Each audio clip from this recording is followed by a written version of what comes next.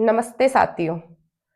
MD success classes के YouTube channel पर आप सभी का हार्दिक स्वागत और अभिनंदन। पिछली क्लास में मैंने वर्णमाला के बारे में आपको बताया था कि वर्णमाला में हमारी हिंदी की वर्णमाला में कितने अक्षर है और कौन कौन से कितने अक्षर है, यानी हिंदी वर्णमाला में कितने अक्षर है। 52 वर्णों का जो था वो मैंने आपको बता दिया था कि 52 वर्ण हमारी हिंदी की वर्णमाला में है। इसके बाद में मैंने आपको बताया था कि अगली क्लास में हम उन वर्णों का 52 वर्णों का विभाजन कैसे है, उन वर्णों के कितने प्रकार है, इसके बारे में हम पढ़ेंगे। तो आज की क्लास में मैं आपको बताऊंगी कि वर्ण कितने प्रकार के होते हैं। वर्ण कितने प्रकार के होते हैं? 2 प्रकार के। कितने प्रकार के? 2 प्रकार के। कौन कौन से वर्ण होते हैं 2 प्रकार के? स्वर और व्यंजन वर्ण। कौन कौन से होते हैं 2 वर्ण? स्वर और व्यंजन वर्ण। स्वर वर्ण अब सबसे पहला हम आज पढ़ेंगे। व्यंजन के बारे में हम बाद में बात करेंगे। पहले हमारे पास में है स्वर। स्वर वर्ण कितने हैं हिंदी वर्णमाला में? स्वर वर्ण कितने हैं? तो हिंदी वर्णमाला में स्वर कितने हैं? 11 स्वर हैं। कितने स्वर हैं? 11 स्वर हैं।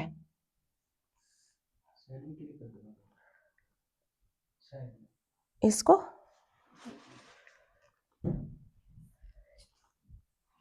कितने स्वर हैं हिंदी वर्णमाला में? स्वर वर्ण कितने हैं? 11 स्वर हैं। 11 स्वर हैं हिंदी वर्णमाला में। स्वर कितने हैं? 11 स्वर हैं। 11 स्वर। अब है कि हिंदी वर्णमाला में जो 11 स्वर हैं, सबसे पहले तो हम ये देखेंगे कि स्वर किसे कहते हैं। स्वर किसे कहते हैं? हिंदी भाषा की वह इकाई। स्वर किसे कहते हैं? हिंदी भाषा की वह इकाई जिसके टुकड़े नहीं हो सकते हैं, जिसके निर्माण में किसी व्यंजन का सहारा नहीं लिया जाता है, उसे क्या कहा जाता है? स्वर कहा जाता है। यानी कि परिभाषा क्या है हमारे पास में स्वर की? कि हिंदी भाषा की वह इकाई जिसके टुकड़े नहीं हो सकते हैं, जिसके निर्माण में किसी व्यंजन का सहारा नहीं लिया जाता है, उसे स्वर कहते हैं। हिंदी भाषा में स्वरों की संख्या कुल कितनी है? 11 स्वर है। कितने स्वर है? 11 स्वर है। अयोगवाह, इन स्वरों के अलावा भी जब हम हिंदी की वर्णमाला पढ़ते तो हम यहाँ पर पढ़ते हैं कि अंग और अह, इनको भी हम पढ़ते हैं। तो ये अंग और अह जो है इनको क्या बोला जाता है? अयोगवाह। क्या बोला जाता है इसको? अयोगवाह।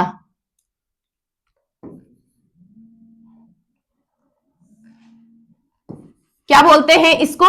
अयोगवाह।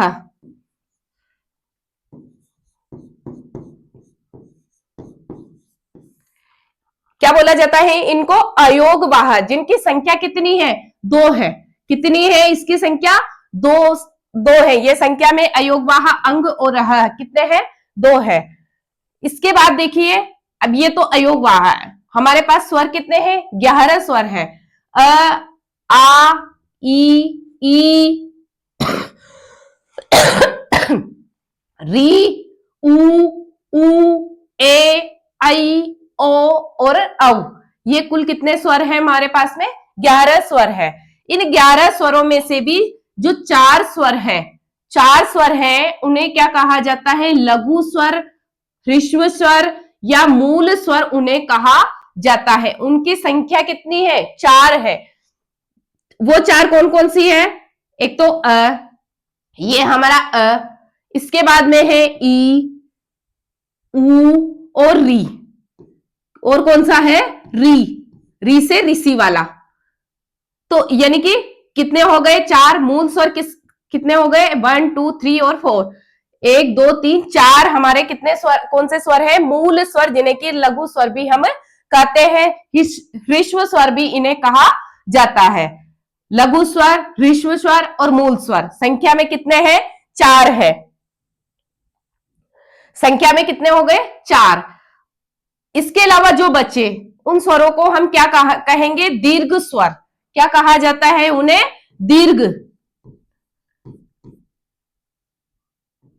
दीर्घ स्वर। दीर्घ या गुरु स्वर भी इन्हें कहते हैं, जो कि संख्या में कितने हैं? 7 है। वो 7 कौन कौन से? आ, ई, ऊ, ए, ऐ, ओ और औ। कितने हो गए ये? 7। 7 और 4, 4 तो कौन से स्वर हो गए हमारे पास में? लघु स्वर। और 7 कौन से हो गए? मूल स्वर। टोटल मिलाकर के हमारे पास कितने स्वर हो गए? लघु और दीर्घ मिलाकर के 11 स्वर। 11 स्वर।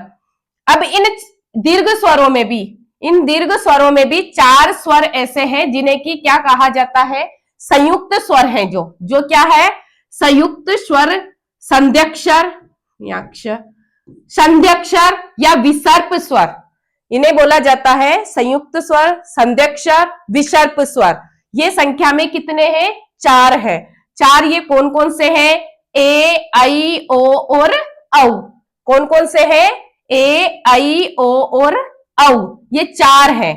ए का निर्माण, इसमें ए का निर्माण कैसे हुआ है?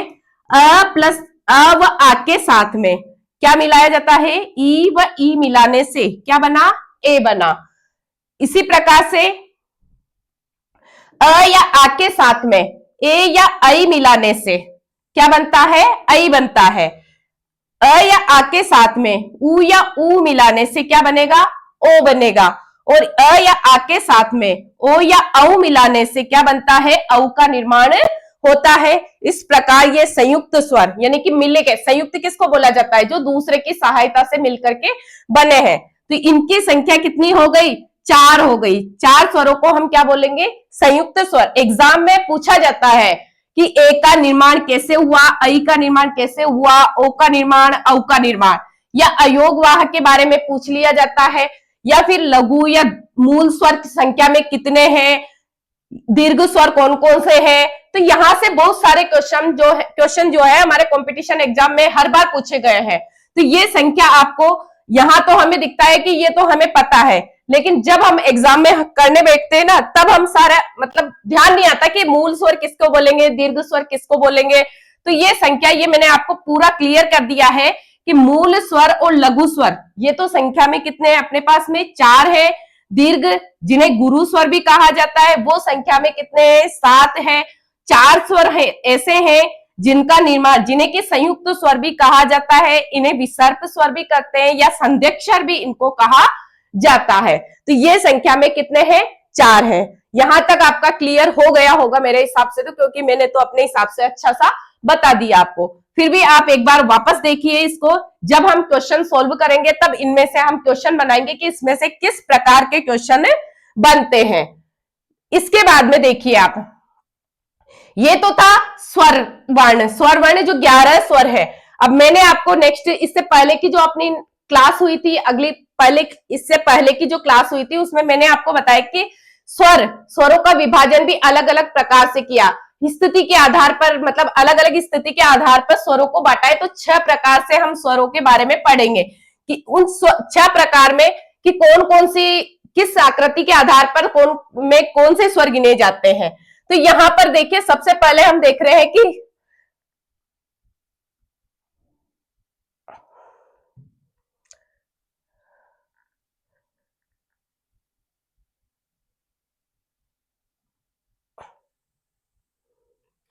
जिह्वा की स्थिति के आधार पर, हमारी जिह्वा है, हमारे जिह्वा की स्थिति के आधार पर स्वर कितने प्रकार के होते हैं। तो देखिए, जिह्वा की स्थिति के आधार पर स्वर कितने प्रकार से बांटा गया है स्वरों को? 3 प्रकार, 3 अलग अलग प्रकार से। कौन कौन से? अग्र स्वर, मध्य स्वर और पश्च स्वर। स्वरों की, जिह्वा की स्थिति के आधार पर स्वरों को कितनी प्रकार से बांटा गया है? 3 प्रकार में बांटा गया है। अग्र स्वर यानी कि आगे के हिस्से से जो स्वर बोले जाते हैं उन्हें बोलेंगे हम अग्र स्वर। मध्य स्वर जो कि बीच में से, और पश्च स्वर यानी कि जिनका जब हम उच्चारण करते हैं तो आवाज कहां से? पीछे से आती है, हमारे मुंह से। तो देखिए, इनका उच्चारण करके भी हम देखेंगे। जैसे कि अग्र स्वर है, अब इनकी संख्या, अग्र स्वरों की संख्या कितनी है? 5 है। कौन कौन से हैं ये 5? ई, अभी ई का उच्चारण करके देखिए कहां से आवाज आई है? आगे से आ रही है ना। ई, ई, री, ए, आई। इनको, ये संख्या में कितने हैं? 5।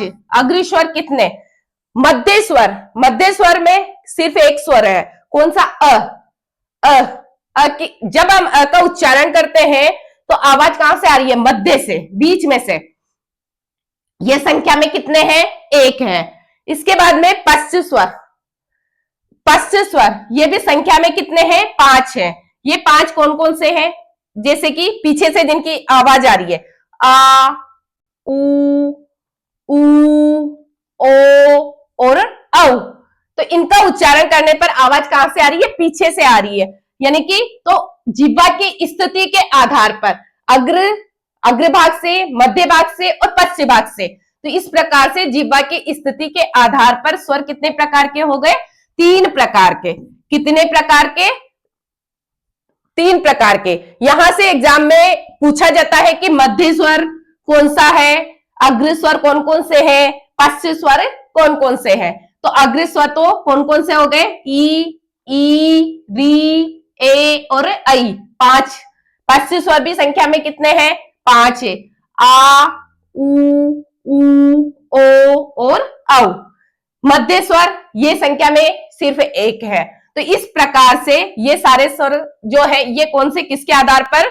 जिह्वा की स्थिति के आधार पर स्वरों के प्रकार कितने? तीन, अग्र, मध्य और पश्च।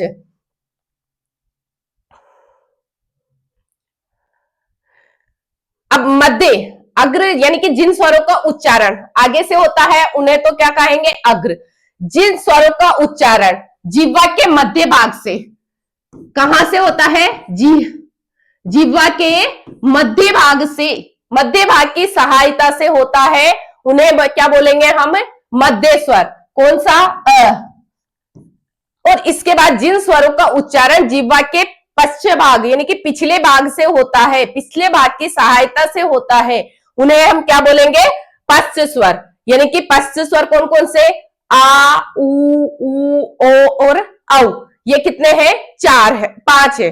तो इस प्रकार से अग्र, मध्य और पश्च जिह्वा की स्थिति के आधार पर स्वरों को कितने प्रकार में बांटा गया? तीन प्रकार में, अग्र, मध्य और पश्च।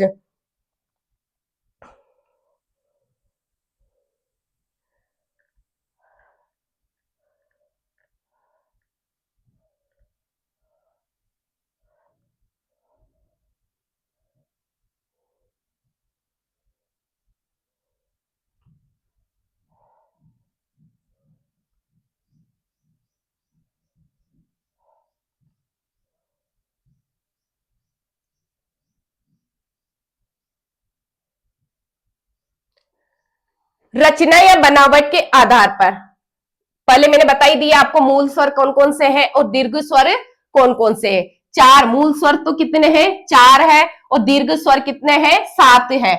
मूल स्वर यानी कि जो स्वर, मूल स्वर किसको कहा जाता है?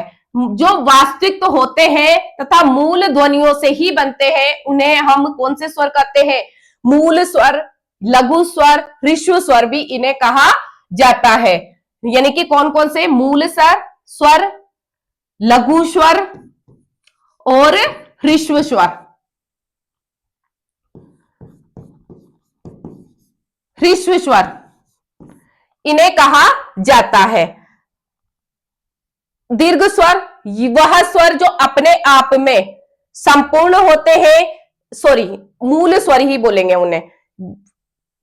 मूल स्वर जो वास्तविक होते हैं, मूल ध्वनियों से बनते हैं, उन्हें तो हम मूल स्वर कहते हैं। यह जो स्वर होते हैं ये अपने आप में संपूर्ण होते हैं तथा किसी अन्य स्वर की सहायता से निर्मित नहीं होते हैं। वह स्वर कौन से होते हैं? मूल स्वर होते हैं। इसके बाद में दीर्घ स्वर, मूल स्वर के बाद में कौन से? दीर्घ स्वर।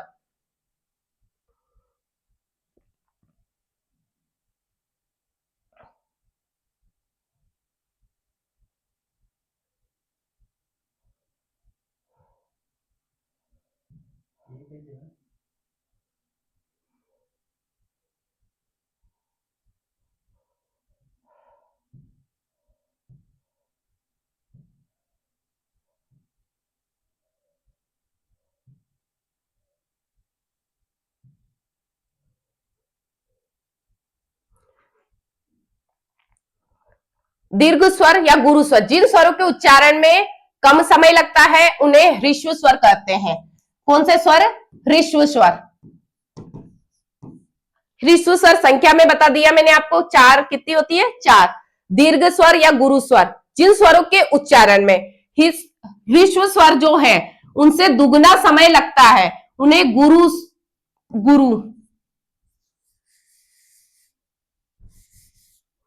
कौन से, गुरु स्वर, उन्हें गुरु स्वर से कहते हैं। जिनके उच्चारण में ह्रस्व स्वरों से दुगुना समय लगता है उन्हें क्या बोलेंगे हम, गुरु स्वर कहते हैं। संख्या में कितने हैं ये, 7 है। टोटल स्वर हमारे पास में कितने हैं, 11 है।